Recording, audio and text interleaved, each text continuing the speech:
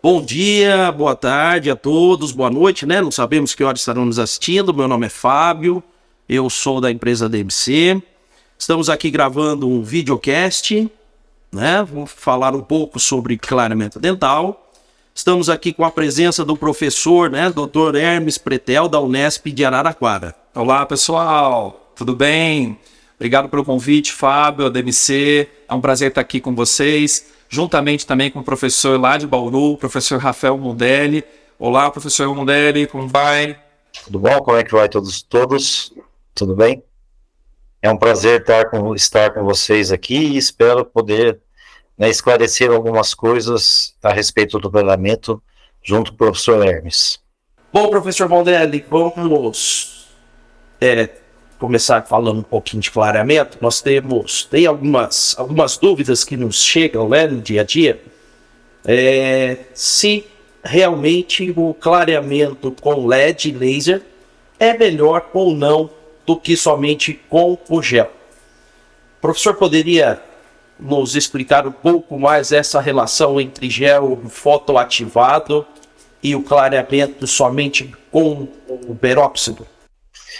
Bom, na realidade, quando a gente pensa em clareamento, né, que você trabalha com um gel base de peróxido de hidrogênio, toda forma de clareamento ela é factível, tá certo? A diferença é que quando você ativa o gel com a fonte de luz, você vai ter maior velocidade no procedimento e, de acordo com meus trabalhos, menor sensibilidade.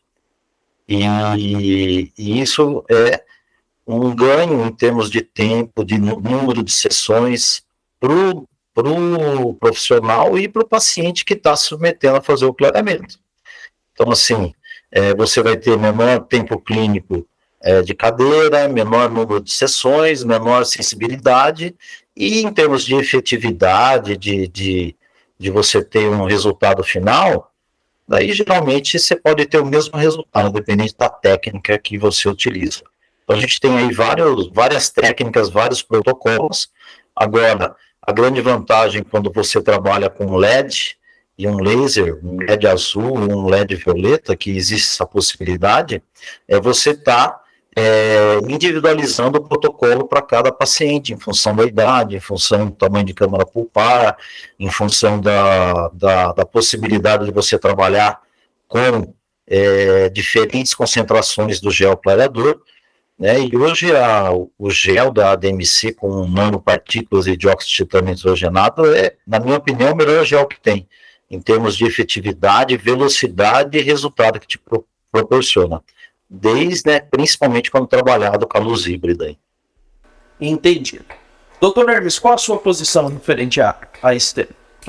Eu concordo com o professor Mundelli. Eu vejo que a palavra aí é a personalização do clareamento, né? Nós estamos falando de uma possibilidade de não fazer uma receita de bolo, como há muitos anos era feito, né?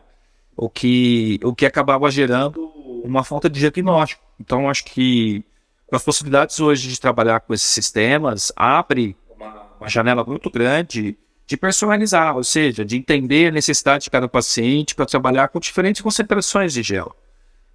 Quando a gente pensa nessa aceleração, a gente não está pensando realmente somente no tempo de cadeira do paciente, no conforto do paciente. Nós estamos pensando também na possibilidade de melhorar a efetividade de um gel, por exemplo, com menores concentrações.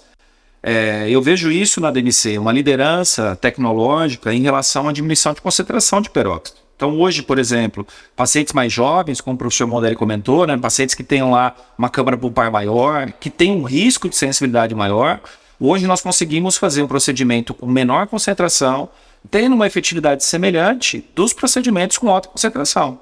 E assim fazendo com que a gente tenha um controle no processo de sensibilidade. Então eu vejo que quando a gente pensa na fotoaceleração, a gente não tem que pensar só, precisa de laser LED para fazer clareamento? Eu sei que essa é uma dúvida de muitos profissionais. A minha questão primordial é dizer assim, dá para fazer clareamento sem luz? Claro que dá. Sim. A questão é, a vantagem que a luz nos permite são duas primordiais. Acelerar o processo, ou seja, fazer um processo realmente com melhor performance, acho que essa é a palavra que a gente tem que usar, e também a possibilidade de fazer o procedimento com menor risco de sensibilidade. Então, isso abre duas janelas que são imprescindíveis hoje para o nosso dia a dia. Então, cada vez mais que a gente compreende a necessidade do paciente, a gente consegue personalizar o procedimento. Então, eu também vejo por aí. Eu acho que o gain da luz, o gain de possibilidade de você fazer essa catalisação é justamente melhorar o procedimento. Eu vejo que a procura pelo... Desculpa, também, só para complementar. E também você aumenta a velocidade do fluxo de atendimento do teu paciente no consultório. Isso é importante, porque às vezes você faz um clareamento com luz hoje, a semana que vem você está restaurando definitivo. Se você faz um clareamento sem luz, às vezes no consultório, você vai ter que lançar mão no mínimo de 2, 3 sessões de clareamento, com intervalo de uma semana. Então daí a velocidade do atendimento fica bem menor do que quando a gente faz o procedimento com a luz. Entendido. Uma outra questão que vocês levantaram é quanto à idade do paciente. Isso é uma dúvida também que nós recebemos bastante, de qual é a idade que poderia ser indicada para iniciar, para fazer um clareamento. Qual seria essa idade mínima? Eu vou começar. Menos, né? Na verdade, sim, não existe um consenso na literatura. Eu sei que essa é uma questão. Eu vou dar um exemplo. Eu, por exemplo, já realizei clareamento numa criança de 8 anos que tinha um dente escurecido por conta de um trauma. Aí é uma escolha. Você vai deixar a criança com um problema psicológico ou você vai resolver o problema? Então, eu acho que é muito... a gente tem que entender a necessidade do paciente. Quando a gente vai trabalhar com clareamento normal, não dentes que sejam tratados endodonticamente, vamos dizer um dente natural, o meu posicionamento é o seguinte. Hoje eu tenho uma demanda no meu consultório de pacientes com 15 anos, vai fazer aniversário de 15 anos. E aí, por exemplo, se eu não fizer esse procedimento, essa paciente vai procurar outro profissional. Então, qual que é o meu posicionamento em relação a isso? É fazer um procedimento menos invasivo, ou seja, lançar mão dessas possibilidades que nós temos hoje, de trabalhar com géis menos concentrados.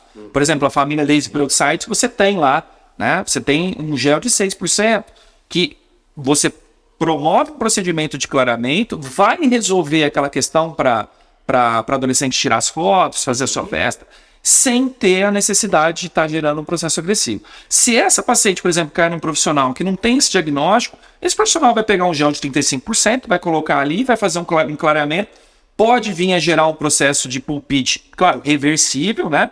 Mas isso gera envelhecimento dental. A gente sabe que cada agressão que a gente faz pode estar gerando um envelhecimento. Então, eu vejo que a idade mínima é o bom senso. Esse é meu posicionamento em relação a isso. O ponto primordial aí às vezes está comprometendo o convívio social, está sofrendo bullying na escola.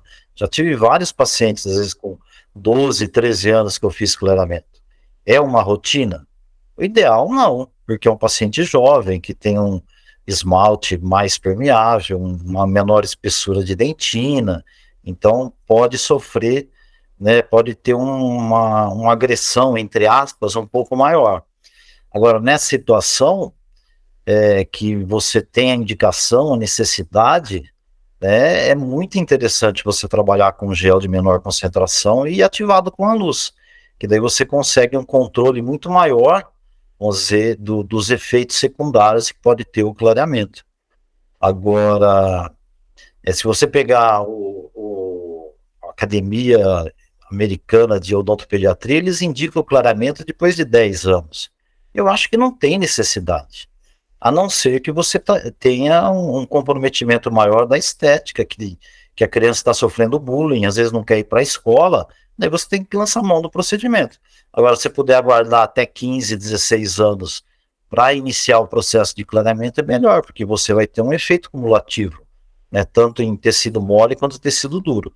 Então, assim, esse controle, essa indicação, essa prescrição tem que ser feita por nós, cirurgiões dentistas. Então, isso é importante também, né, que a população saiba que ela não deve comprar gel na internet, né, e se auto-aplicar, porque você pode ter algumas consequências desagradáveis em relação a esse tipo de procedimento, sem a nossa orientação, supervisão e a realização pelo cirurgião dentista. Eu acho que isso é importante também ficar claro.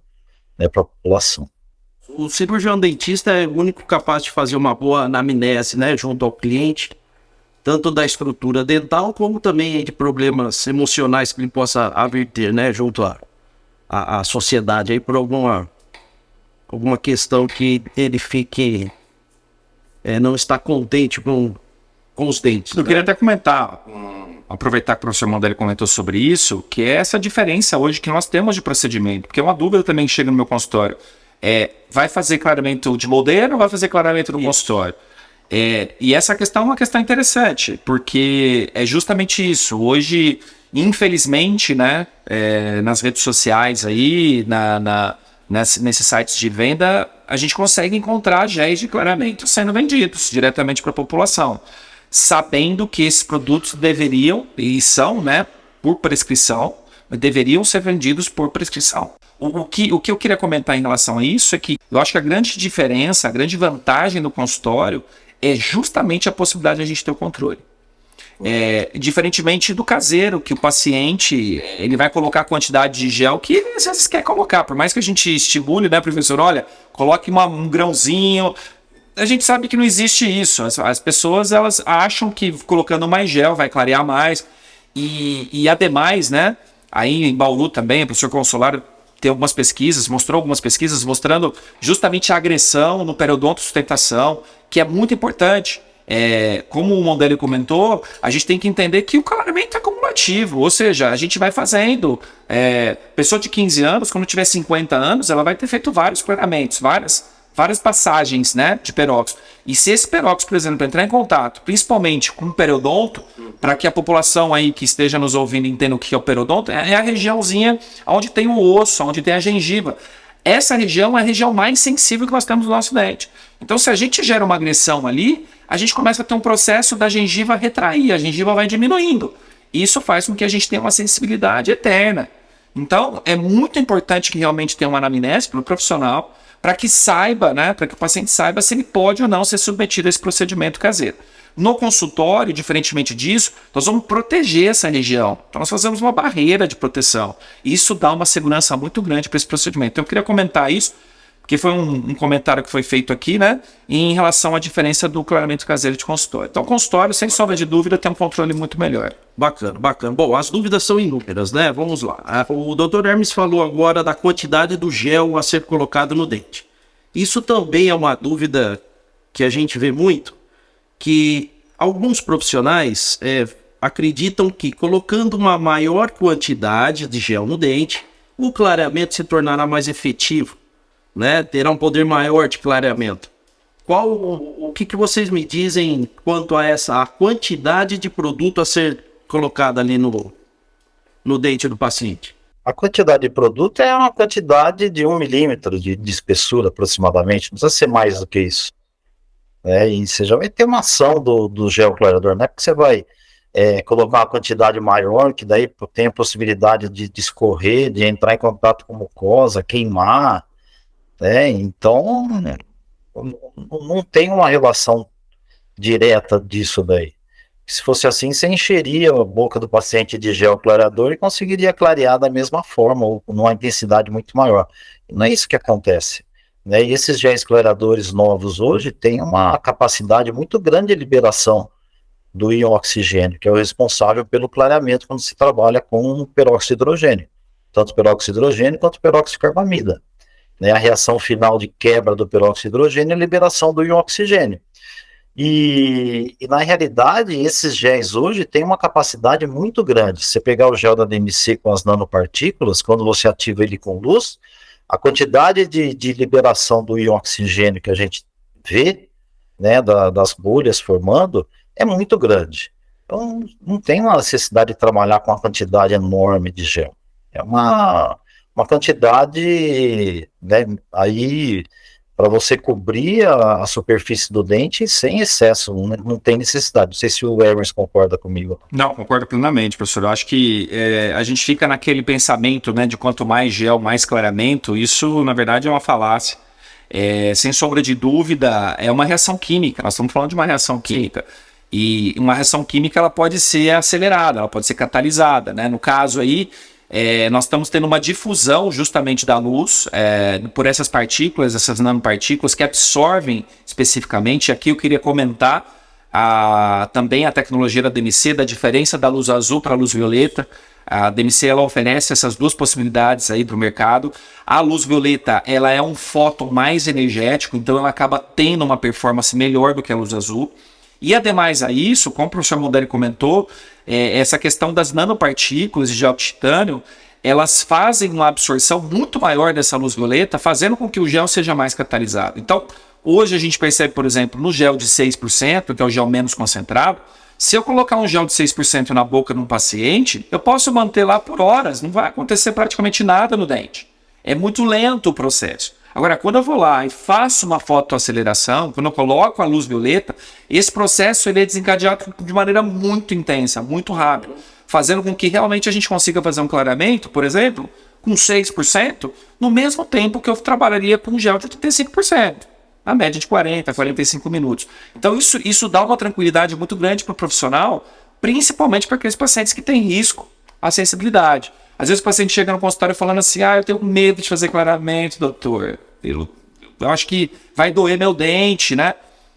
Nesses casos, a gente já faz uma anamnese avaliando os riscos, e quanto mais pontos de risco eu tenho, eu já seleciono o gel de 6%. Vamos começar com o gel de 6%, porque isso vai dar uma tranquilidade para o paciente, vai dar uma tranquilidade profissional, e essa resposta ela vai sendo mais gradativa. Então, eu acho que, sem sombra de dúvida, o desenvolvimento, eu acho que aí, Fábio, que entra a DMC como uma vanguarda do processo.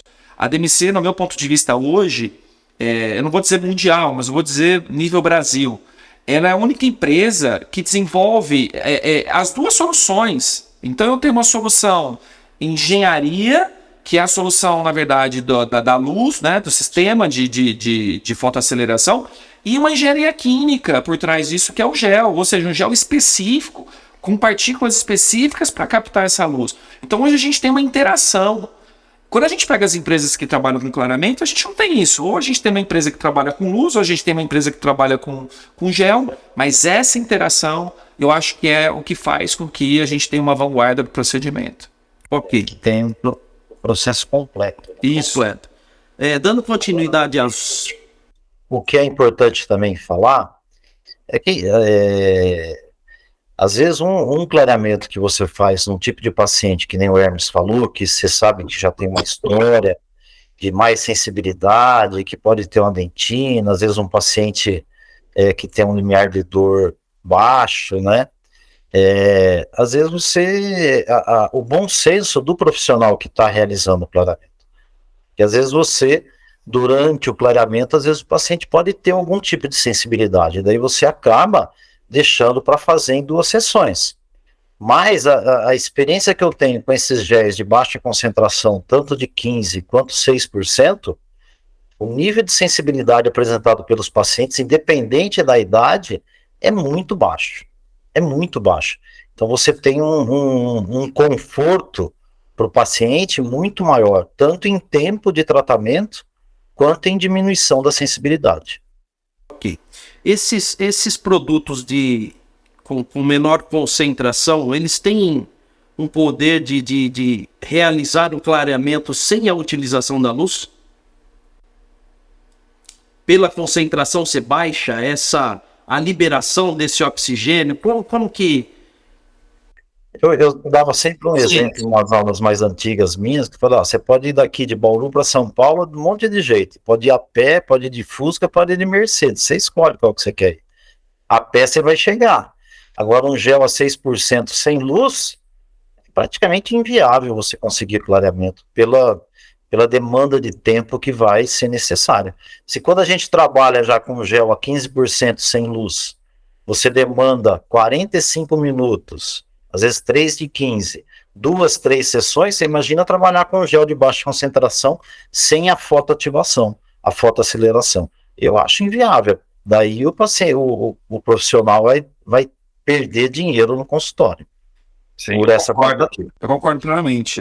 Tanto que a gente vê isso, né? Quando a gente coloca um gel, por exemplo, de 6% de peróxido numa moldeira, que é um gel muito potente, né? Numa moldeira, a gente percebe que isso é 2 semanas para fazer um clareamento, né? Então, assim, é um procedimento realmente bem lento.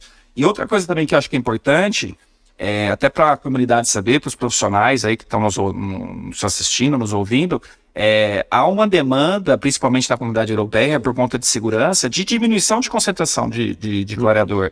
A questão é que quando a gente diminui esse gel aí para 6% ou para menos que 6%, que lá a tolerância é 6%, tá? Na comunidade europeia, o procedimento ele é muito lento. Então, assim, eu não tenho saída a não ser trabalhar com um processo de aceleração desse gel.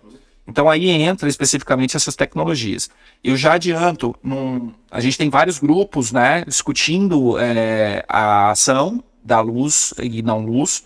Infelizmente, muitos dos grupos que discutem isso, eles querem comparar resultados somente. Eu acho que quando a gente compara resultado, a gente tem que entender a performance. Vou dar um exemplo. O Mondelli falou muito bem. Daqui para São Paulo eu posso ir de várias maneiras, né? Agora, eu tenho que saber como avaliar, né, professor? Porque se eu não souber como avaliar, eu vou achar que ir a pé, ir de avião ou ir de carro é a mesma coisa. Justamente. Eu vou dar um exemplo claro para todo mundo aí que está nos ouvindo.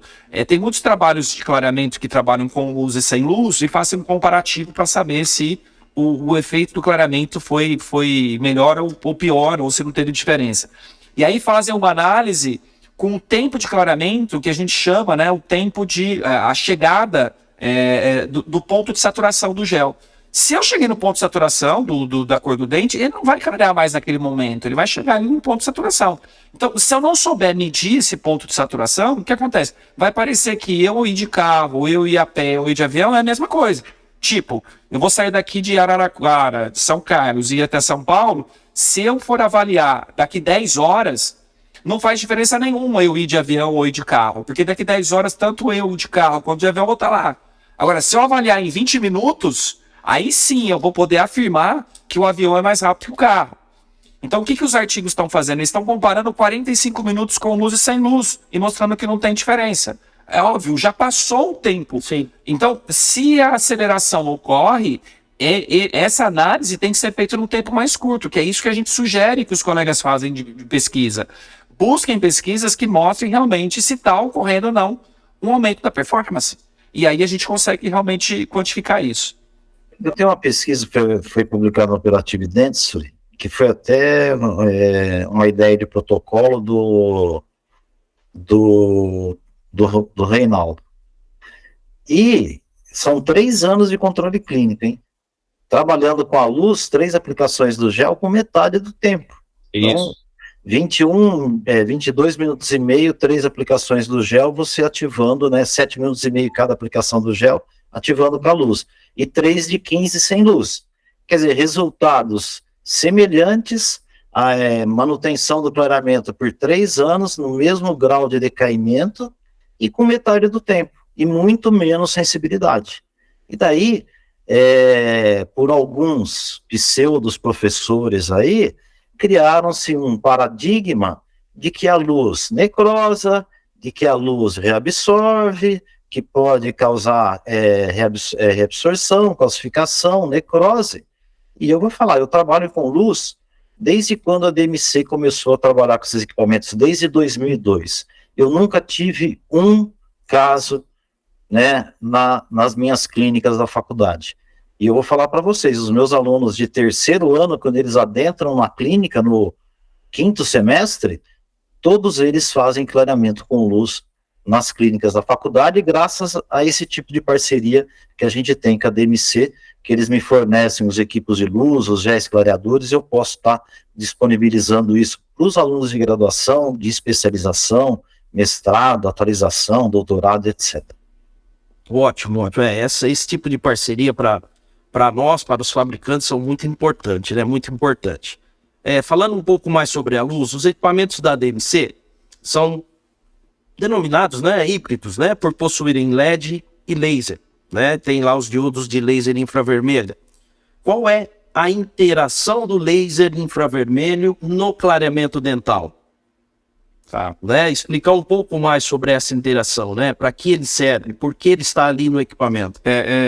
Para responder essa pergunta, assim, eu não vou descaracterizar o laser e o LED. Vamos entender que é luz, tá? Não vou fazer essa separação entre laser e LED. Eu vou dizer do comprimento de onda, Isso, que é a cor Tá? Quando a gente fala comprimento de onda é a cor. Então, quando a gente está dentro do espectro visível, é importante que todos nos ouçam isso. Dentro do espectro visível, eu necessito de alguma substância que absorva a luz. Tá? Então eu tenho o chamado cromóforo, ou é um corante, ou é uma partícula difusora. Eu tenho que ter alguma coisa ali que absorva essa luz, senão não tem uma interação direta. Quando eu vou para o comprimento de onda infravermelho, é um pouco diferente. Eu vou dar um exemplo, claro, né? Daqueles filmes, não sei se você assistiu o Predador, lembra do Predador? Sim. Ele tinha aquela visão, né, infravermelho. É justamente isso. O que é a visão infravermelho? É uma visão de calor. A gente consegue ver ondas de calor. Então, quando eu jogo a radiação infravermelha ali no gel, eu tenho uma ativação, uma excitação eletrônica. E essa excitação faz com que eu tenha aí especificamente uma agitação molecular. E essa agitação molecular é como se fosse especificamente o aquecimento que é gerado quando eu tenho um cromóforo com uma luz visível. Então, a interação do laser, vamos dizer assim, infravermelho, é justamente uma interação direta. Não precisaria ter nada ali. Ele diretamente vai conseguir fazer essa ativação. Por isso que eu tenho essa interação dessas duas energias. Agora, é muito importante que todos entendam, no equipamento, por exemplo, da DMC, a quantidade de energia que nós temos da luz, tanto azul quanto violeta, ela é muito maior do que a quantidade de energia do que eu tenho da luz infravermelha. E ademais, né, a gente trabalha também com a parte de laser terapia, tem muito interesse de trabalhar com laser infravermelho. Por quê? Porque por ter essa interação molecular, nós temos também ali um controle de sensibilidade, tá? Que é o que acontece no dia a dia. Quando eu tenho uma hipersensibilidade dentinária, eu vou lá e coloco o meu laser infravermelho. O que esse laser faz? Ele gera uma modificação na membrana celular, fazendo com que a gente tenha uma diminuição de sensibilidade, de dor mesmo. Então, essa interação é interessante para essas duas coisas, especificamente para ter uma interação de agitação molecular e também para ter um controle de sensibilidade. Tá? Não sei se eu fui claro, né? Foi claro, sim. Essa que é uma das dúvidas, né? O porquê, como funciona, né? Qual a interação do infravermelho junto ali no clareamento, né? Porque sabemos que tem outras empresas também que possuem equipamentos, só que trabalham somente com um comprimento de onda, não possuindo esse infravermelho, né? Só para dar uma melhor explicação sobre isso. E também, né, a gente tem a possibilidade de, quando você tem até uma sensibilidade que exacerbou um pouco durante o tratamento ou após o tratamento, daí você trabalhar com laser infravermelho para controle dessa sensibilidade, né? Às vezes até durante o tratamento ou depois do tratamento.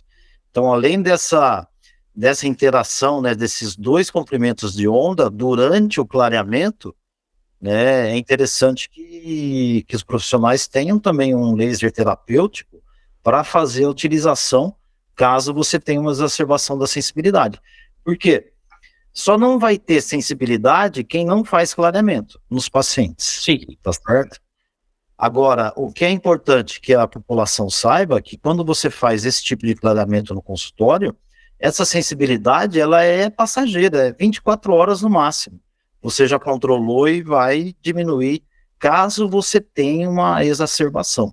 Então, a gente fala que você pode ter dois tipos de sensibilidade. Uma durante o tratamento, que às vezes o paciente pode relatar, né? Às vezes, tem um dente que começa a querer dar um pouco mais de sensibilidade, porque às vezes a gente faz até a laser terapia durante o tratamento clareador, entre a troca do gel clareador aí, e às vezes você pode ter uma exacerbação depois de 3, 4 horas do tratamento clareador, que essa sensibilidade, ela retorna aos níveis normais depois de 24 horas, uma semana está normal. Então, eu queria comentar em relação a essa questão da sensibilidade, que eu acho que é de extrema importância. O professor Mondelli comentou, né, da sensibilidade durante o procedimento, que é o que o paciente relata para a gente como um choque. Um choque.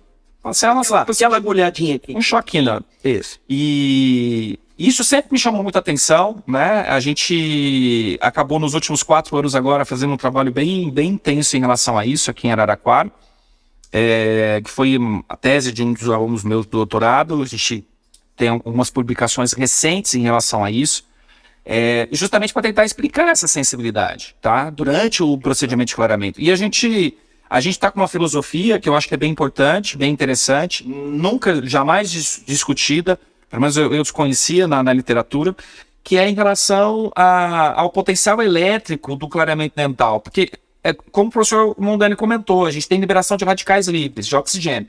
Esses radicais livres, eles oxidam, então eles degradam o pigmento.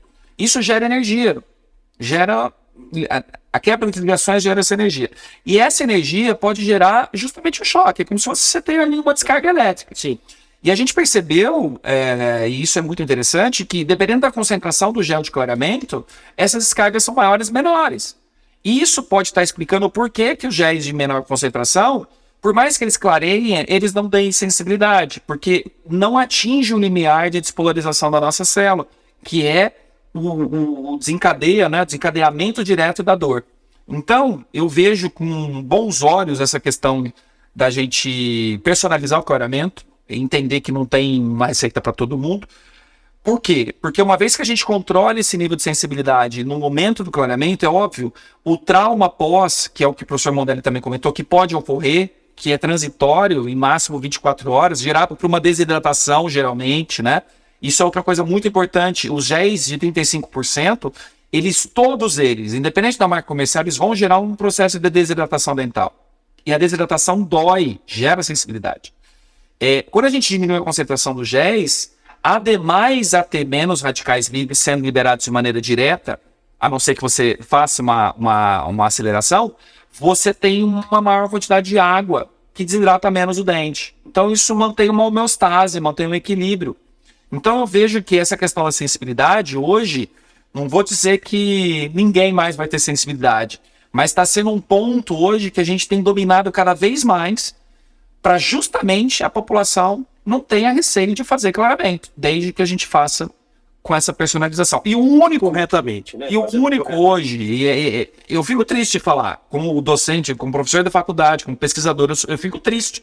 Mas o único gel que tem hoje, 6% é da DMC. Eu gostaria que tivessem outros produtos no mercado hoje para que a gente pudesse ter uma evolução geral para a sociedade. Mas, infelizmente, só a DMC entrou nesse segmento já há alguns anos, né? Como a gente comentou agora há pouco, a relação da comunidade europeia, que também é uma obrigação de diminuição de sensibilidade, de concentração para controlar a sensibilidade. Então, eu acredito que a gente está no caminho certo, buscando aí, sinceramente, ademais dos resultados clínicos, a segurança do paciente. Acho que esse é o primordial. Correto. Alguma pontuação, professor? Dizer assim que, às vezes eu falo nas minhas aulas, né, cuidado com o que vocês leem, com o que vocês escutam e com os cursos que vocês vão assistir, porque existe um paradigma que foi criado que eventualmente a luz não tem função alguma, não serve para nada, e é totalmente um absurdo isso, é um desfavor que se faz à comunidade odontológica, esse tipo de posicionamento, muitas vezes, né, sem uma comprovação científica, muitas vezes por influências, né, ou algumas considerações que não devem ser realizadas, né, por formadores de opinião. Infelizmente, a comunidade odontológica, ela acaba perdendo a oportunidade de trabalhar com alta tecnologia, com alto desempenho de resultados, né, porque há uma revisão sistemática, concluiu que a luz não tem função alguma. Essas revisões não representam o departamento de dentística da Faculdade de Odontologia de Bauru, porque eu já trabalhei com tudo quanto é tipo de fonte de luz, desde 2002, quando eu comecei a trabalhar com a luz. E, infelizmente, né, a gente tem os negacionistas da luz que acabam fazendo um desfavor, um desserviço para odontologia estética. Eu concordo contigo, só quero comentar uma coisa em relação às revisões sistemáticas, professor. O que eu mais vejo, e aqui eu comento muito isso aqui também na disciplina, é o seguinte, geralmente quem faz as revisões sistemáticas não faz clareamento, cara. Então, como é que uma pessoa que não tem, é verdade, que não tem uma experiência ao longo do tempo, pega para fazer uma revisão sistemática sem compreender o tema? E isso tem me chamado muita atenção nas revisões sistemáticas gerais. Por quê? Porque, no mínimo, para uma pessoa fazer uma revisão sistemática, para um grupo fazer uma revisão sistemática, no meu ponto de vista, esse grupo tem que estar muito incluído nesse assunto, tem que ter publicado muito desse assunto, para justamente ter aí, né, corpo para estar justificando aquilo que tá sendo falado. Então eu concordo plenamente com você, também não me representa. E aproveitando o que vocês dois falaram, a DMC, né, tem uma parceria junto ao Instituto Nupem, que é um instituto de pesquisa e ensino, que possui ali, né, as pessoas, pesquisadores, está aberta aos profissionais para tirar dúvidas, questões quanto à luz, quanto a gel, protocolos, né, e assim, sempre está no caminho de novas informações para ajudar todos, né? Caso alguém queira acessar, Instituto Nupem. Tá? Falando um pouco mais sobre a luz, sobre o clareamento, nós sabemos que temos aí duas questões. A questão química, que é a degradação, né, ali do peróxido no momento do clareamento, e também temos a questão física da luz. Essa questão física gera bastante dúvida quanto ao seguinte: no mercado existem inúmeros géis de clareamento. Tem gel vermelho, tem gel verde, tem gel incolor, né? E os equipamentos hoje em dia, eles têm a luz azul e a luz violeta. Nós sabemos que na parte física temos uma coisa chamada antagonismo das cores. Uma cor que absorve a outra cor. É como sair de roupa preta no sol, você vai sentir calor porque vai absorver os comprimentos de onda. Então a dúvida às vezes chega para a gente: estou utilizando um gel de coloração verde e o equipamento possui a luz azul, só que eu estou sentindo dificuldade em ter esse clareamento. O resultado: eu entendo que não há essa interação, né? O gel verde não absorve o comprimento de luz azul. O que vocês me falam sobre isso? Eu posso comentar. Na verdade, a gente falou aqui, eu comentei sobre a interação. A interação é de extrema importância. A gente tem as cores primárias que se interagem. Se você tem uma cor que, na verdade, não tem um processo de absorção direta, você não vai ter aquele aquecimento, ou seja, você não vai ter a excitação molecular fazendo com que eu tenha uma liberação mais rápida de peróxido. Eu vou dar um exemplo claro. Isso é como se fosse um micro-ondas. Imagina um micro-ondas. Se você tem lá a molécula de água que está dentro do micro-ondas, na hora que você liga o micro-ondas, essa molécula começa a vibrar. Sim. E essa vibração gera o aquecimento da comida.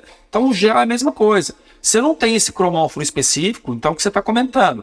Se a interação da luz que você está colocando não tem uma absorção pelo gel, você não vai ter essa interação de aumento de excitação molecular.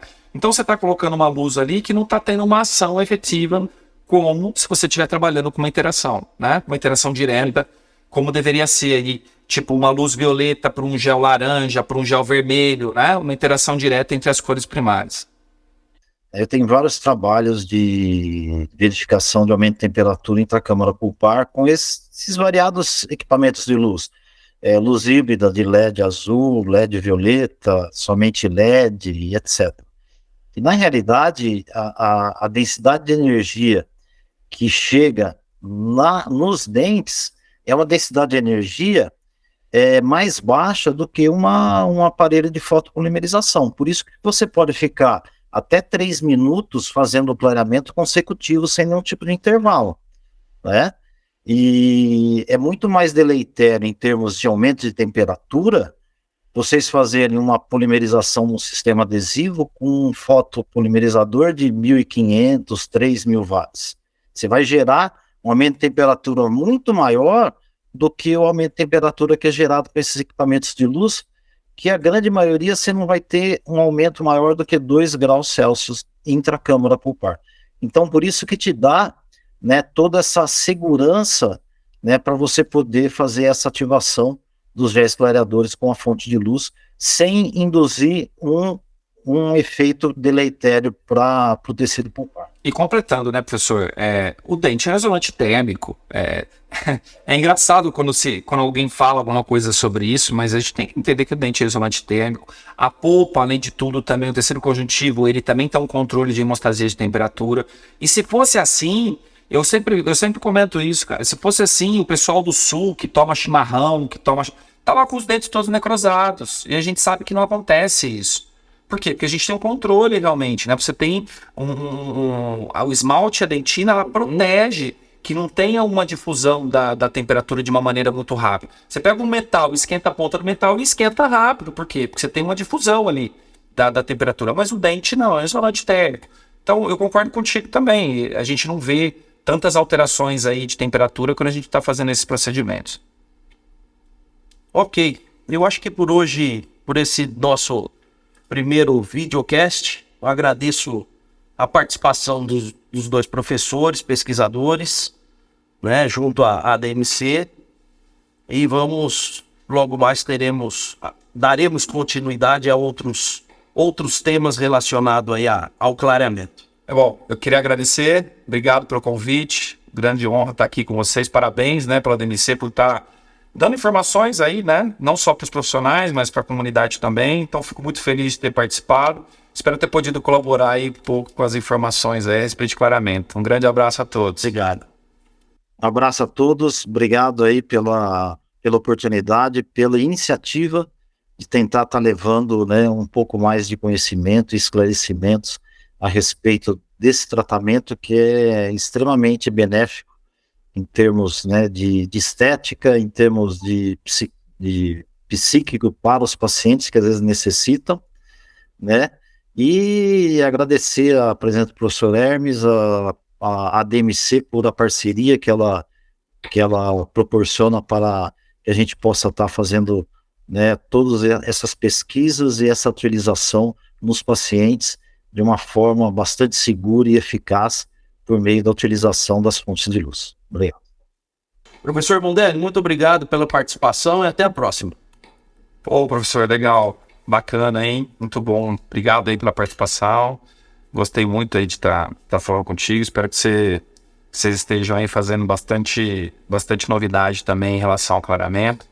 E, enfim, tamo junto aí.